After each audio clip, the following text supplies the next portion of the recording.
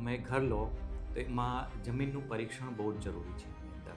કારણ કે અર્થ ડિસ્ટર્બ થાય છે એમાં સૌથી વધારે જે હેલ્થના ઇશ્યુ આવે છે આ અર્થ રેડિયેશનના લીધે જ આવે છે. કે ભાઈ ઈશાન ખૂણામાં મંદિર હોવું જોઈએ, અગ્નિમાં ઓકે. કિચન હોવું જોઈએ, સાઉથ વેસ્ટમાં બેડરૂમ હોવું જોઈએ.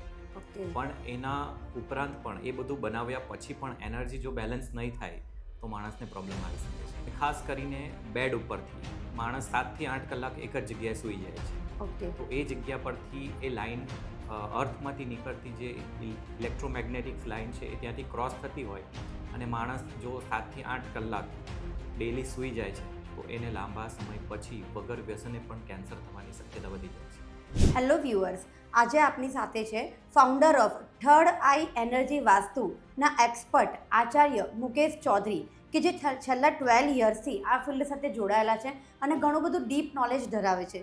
એક વાસ્તુશાસ્ત્ર કઈ રીતે વર્ક કરે છે, બોડી પેઇનથી લઈને કેન્સર અને ઘણી બધી બીમારીઓ એક આપણે આ વાસ્તુશાસ્ત્રથી કઈ રીતે રિકવર કરી શકીએ છીએ, તો વધારે ડિટેલમાં આપણે એમની પાસેથી સાંભળીશું. Yes sir. જય શ્રી કૃષ્ણ લેખામણી. હું છેલ્લા 12 વર્ષથી પ્રેક્ટિસ કરું છું. હું જ્યોતિષ આચાર્ય છું, વાસ્તુશાસ્ત્રાચાર્ય છું, 3D એનર્જી એક્સપર્ટ છું, જીઓ એન્જિનિયર છું અને NLP પ્રેક્ટિશનર છું. તો આપણી યુએસપી શું છે? હા, હું 3 ડાયમેન્શન પર કામ કરું છું. એમાંનું પહેલું છે અર્થ, બીજું છે સ્ટ્રક્ચર અને ત્રીજી છે એનર્જી. ઓકે, તો ઘણા બધા વાસ્તુ એક્સપર્ટ ઓલરેડી છે જ, તો એના કરતાં આપનું કામ કઈ રીતે અલગ પડે છે? મોટે ભાગે જે લોકો છે એ ખાલી સ્ટ્રક્ચર બરાબર કરવામાં વધારે મહેનત કરે છે કે ભાઈ ઈશાન ખૂણામાં મંદિર હોવું જોઈએ, અગ્નિમાં ઓકે. કિચન હોવું જોઈએ, સાઉથ વેસ્ટમાં બેડરૂમ હોવું જોઈએ. ઓકે. પણ એના ઉપરાંત પણ એ બધું બનાવ્યા પછી પણ એનર્જી જો બેલેન્સ નહીં થાય તો માણસને પ્રોબ્લેમ આવી શકે છે. એક આપણા વ્યુઅર્સને પણ એ વસ્તુનું નોલેજ લેવાનું ગમશે કે આજે કેન્સર સૌથી વધારે જો સાંભળવામાં આવતી કોઈ બીમારી હોય તો કેન્સર છે, અને એમાં પણ સ્પેશિયલી વ્યક્તિને કોઈ પણ પ્રકારનું વ્યસન નથી હોતું, એમ છતાં પણ એ કેન્સરનો શિકાર બને છે. તો આની પાછળ તમારું શું માનવું છે? એના પાછળનું મારી યુએસપી છે અને મારું રિસર્ચ બી છે અને મારું ભણતર પણ છે ઓકે. કે જે અર્થમાંથી નીકળતી ઇનવિઝિબલ ઇલેક્ટ્રોમેગ્નેટિક વેવ્સના લીધે આ કેન્સર થાય છે. ઓકે, એટલે કોઈ પણ પ્રકારનું વ્યસન ન હોય છતાં પણ? હા, તો પણ થાય છે એની અંદર. અચ્છા. અને ખાસ કરીને બેડ ઉપરથી માણસ 7 થી 8 કલાક એક જ જગ્યાએ સૂઈ જાય છે. ઓકે. તો એ જગ્યા પરથી એ લાઈન અર્થમાંથી નીકળતી જે ઇલેક્ટ્રોમેગ્નેટિક લાઈન છે એ ત્યાંથી ક્રોસ થતી હોય અને માણસ જો 7 થી 8 કલાક ડેલી સૂઈ જાય છે તો એને લાંબા સમય પછી વગર વ્યસને પણ કેન્સર થવાની શક્યતા વધી જાય છે. અચ્છા, પણ ઘણી વખત મેડિકલ સાયન્સ પણ આમાં ઇન્વોલ્વ હોય છે, ઘણા કેન્સર રિકવર થઈ પણ જાય છે, ને ઘણી વખત એવું પણ આપણને જોવા મળે છે કે કેન્સર થઈ જાય છે, એની ટ્રીટમેન્ટ લીધા પછી પાછું એ થાય છે. એનું કારણ છે કે કોઝ ઉપર કામ નથી થતું. હવે ઓકે. કેન્સર તો થઈ ગયું, બરાબર, ઓકે. તો તમે ઓપરેશન કરાવી લીધું પણ ઓકે. કેન્સર થઈ ગયાનું કારણ એકચ્યુઅલી મેડિકલ સાયન્સને પણ ખબર નથી. ઓ. તો ઓપરેશન થઈને પાછું ત્યાં જ સૂઈ જાય છે જેનાથી કેન્સર થયું છે, એ જગ્યા પરથી ખસતો નથી માણસ, એટલા માટે ફરીવાર થાય છે કેન્સર. અચ્છા, એટલે કે તમારા એક્સપિરિયન્સ પ્રમાણે જમીનમાંથી જે નેગેટિવ એનર્જી ઉત્પન્ન થાય છે એ પણ એક રીઝન હોઈ શકે છે કેન્સર પાછળ? હા, મારું માનવું છે કે 99% એ જ રીઝન હોય છે. ઓ. અને સાથે અમારા વ્યુઅર્સને એ પણ જાણવામાં ઇન્ટરેસ્ટ હશે કે આજે બોડી પેઇન પણ ઘણું થાય છે લોકોને, તો બોડી પેઇનની પાછળ શું રીઝન જવાબદાર હોઈ શકે? એના પાછળનું પણ આ જ રીઝન છે અર્થ રેડિયેશન. ઓકે. અર્થની પોઝિટિવ ફ્રીક્વન્સી છે 783 હર્ટ્ઝ અને જમીનમાંથી નીકળતી રેડિયેશનની ફ્રીક્વન્સી છે -250 હર્ટ્ઝ. ઓ. અને હ્યુમન ફ્રીક્વન્સી 400 થી 700 હર્ટ્ઝની વચ્ચે રહેવી જોઈએ એની અંદર એમ. પણ 250 હર્ટ્ઝની ફ્રીક્વન્સી પર આપણે સૂઈ જઈએ છીએ એટલે આપણી ફ્રીક્વન્સી ડિસ્ટર્બ થાય છે, એનર્જી ડિસ્ટર્બ થાય છે અને જે ઇનવિઝિબલ ઇલેક્ટ્રોમેગ્નેટિક વેવ્સના કારણે આપણા બોડીના સેલને ડેડ થાય છે અને એના લીધે આ બોડી પેઇન થાય છે.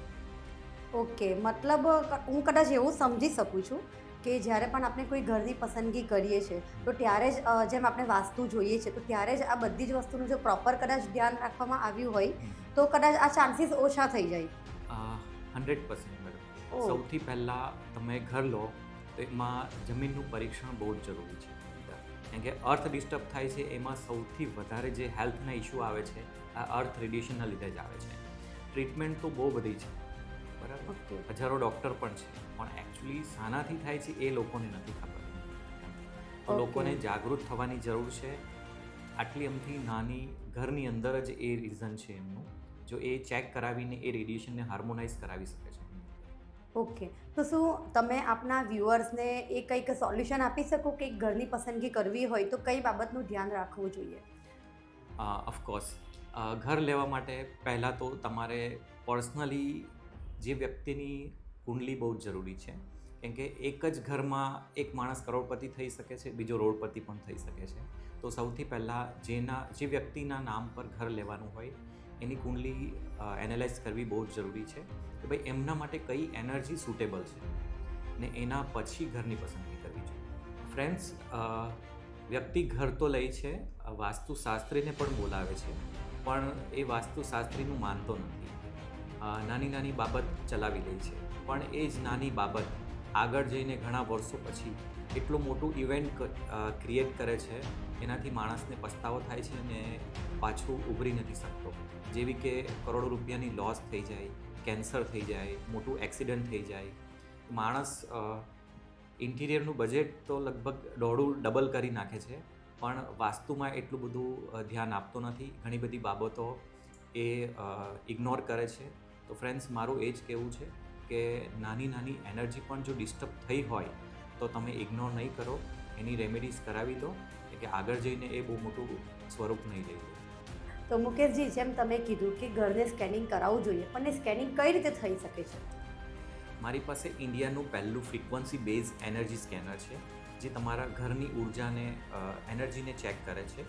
જેવી કે આપણી પાસે 4 દિશા છે, 4 ખૂણા છે, એ બધાની ફ્રીક્વન્સી અલગ અલગ હોય છે. તો એ સ્કેનર દ્વારા એ બધી ફ્રીક્વન્સી આપણે ચેક કરી શકીએ છીએ અને જે જગ્યાએ ફ્રીક્વન્સી ઓછી હોય એ જગ્યાએ આપણે અમુક પ્રોડક્ટ મૂકીને એને વગર તોડફોડે બેલેન્સ કરી શકાય છે. ઓકે, મતલબ કે વાસ્તુ પ્રમાણે ઘરની ઉર્જા કઈ રીતે બેલેન્સ કરી શકાય, એ પણ તોડફોડ વગર? હવે આજે આપણું શાસ્ત્ર છે 8-10 હજાર પહેલાંનું છે, વૈદિક, બરાબર, વાસ્તુશાસ્ત્ર.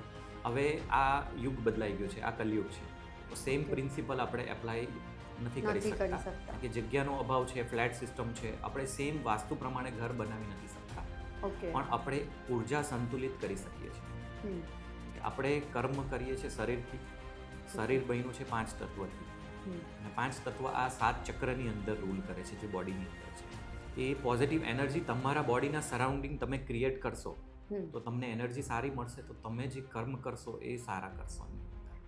ઓકે. એટલે સૌથી ઇમ્પોર્ટન્ટ છે આપણું શરીર, અને શરીર જ્યાં રહેશે, જેવું કે આપણું ઘર અને ઓફિસ, એ જગ્યાએ પોઝિટિવ એનર્જી હોવી જોઈએ. આ નકારાત્મક ઉર્જા નહીં હોવી જોઈએ.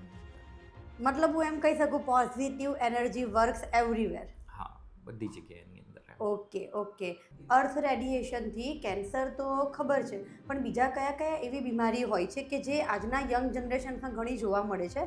જેમ કે માઇગ્રેન છે, પીસીઓડી છે, કન્સીવ કરવામાં એક ફિમેલને પ્રોબ્લેમ આવે છે, અને બીજી ઘણી બધી કે જે નાની એજમાં બીમારી થાય છે. તો એના માટે તમારું શું મંતવ્ય છે?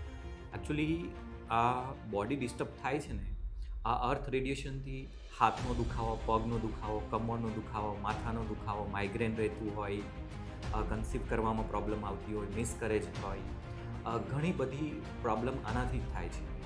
ઓકે. અને એનું સિમ્પલ સોલ્યુશન છે કે તમે ઘર સ્કેન કરાવો. ઘરની અંદર જે અર્થ રેડિયેશન હશે તો એ તમે જગ્યા પરથી ખસી શકો છો, કાં તો એ અર્થ રેડિયેશનને હાર્મોનાઇઝ કરાવી શકો છો. ઓકે. તો એટલે હું તમારી વાતો પરથી એવું કન્ક્લુડ કરી શકું કે જેમ આજનું જનરેશન મેડિક્લેમ માટે ઘણું અવેર છે કે આપણે કહેવાય છે ને, પાણી પહેલાં જ પાળ બાંધવી, એટલે મેડિક્લેમ લે છે કે કંઈક પણ ઇમરજન્સી વખતે ફાઇનાન્શિયલ પ્રોટેક્શન મળી રહે. તો શું આ સ્કેનિંગ પણ આપણે એડવાન્સ સ્ટેજ પર જ કરાવવું જોઈએ, એવું એના માટે તમારું શું માનવું છે? હા, actually prevention is better than cure. કંઈ પણ ડિઝીઝ આવ્યા પહેલાં જ જો તમે ઘરનું સ્કેનિંગ કરાવી લો તો એ પ્રોબ્લેમ આવવાની જ નથી. હવે નોર્મલી આપણે બધા મેડિક્લેમ લેતા હોય. હવે મેડિક્લેમ તમને બીમારી થઈ ગયા પછી ફાઇનાન્શિયલી સપોર્ટ કરશે, થતાં અટકાવશે નહીં. પણ જો આ રેડિયેશન તમે ઘરમાંથી હાર્મોનાઇઝ કરાવશો તો જેટલી પણ હેલ્થ ઇશ્યુ તમારા થાય છે એનાથી તમે બચી શકો છો. ઓકે. તો તમે આપણા વ્યુઅર્સને એવા કોઈ ટિપ્સ કે પછી એવું કંઈક શેર કરવા માંગો છો કે જેનાથી એ લોકોને ડેલી લાઈફમાં ઇઝીનેસ એ લોકો માટે હોય? એકચ્યુઅલી આ જે રેડિયેશન છે એ ઇનવિઝિબલ ઇલેક્ટ્રોમેગ્નેટિક વેવ્સ છે.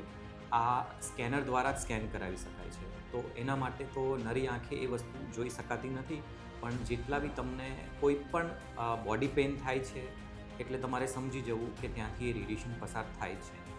તો એના માટે તમારે અમારો જ સંપર્ક કરવો પડશે.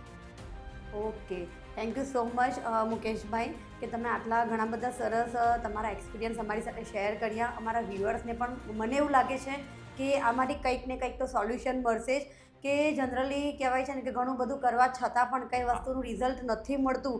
તો એટલીસ્ટ આપણા વ્યુઅર્સને એવો તો આઈડિયા આવશે જ કે આ પણ એક ફેક્ટર છે જેના પર આપણે વર્ક કરવું પડશે, વિચારવું પડશે, કે જેનાથી આપણે આવનારી મુસીબતથી તો બચી શકીએ છીએ અથવા તો એ મુસીબતને આવતા અટકાવી પણ શકીએ છીએ. Very nice to meet you. ઘણા સરસ તમે અમને કોઝ કીધા.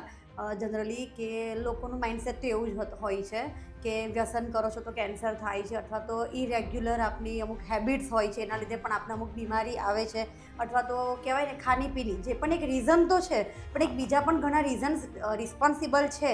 એનું નોલેજ આપવા માટે થેન્ક યુ સો મચ.